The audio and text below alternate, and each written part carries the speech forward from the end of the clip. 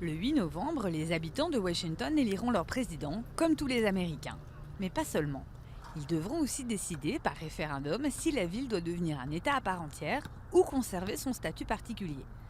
Actuellement, la capitale est un district. Elle n'a ni représentants ni sénateurs et dépend directement du Congrès fédéral, alors que les 50 États américains ont leur propre parlement. Et même si le vote n'a pas de valeur juridique, Josh Birch, washingtonien de souche, en est sûr. Il faut voter oui au changement. On veut juste la même chose que tous les Américains. On paye nos impôts, on sert dans l'armée, on travaille dur. Nous sommes des citoyens américains, sauf pour les élections. Donc nous voulons être représentés au Congrès et avoir la main sur les décisions locales. Aujourd'hui, Josh rejoint d'autres partisans du oui dans un bureau de vote pour convaincre les électeurs. En devenant un État, Washington, bastion démocrate, pourrait voter ses lois, son budget et aurait la main sur son système judiciaire.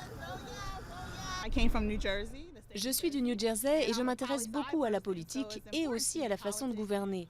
Ça a été très dur pour moi de venir vivre ici parce qu'il n'y a pas de représentants au Congrès.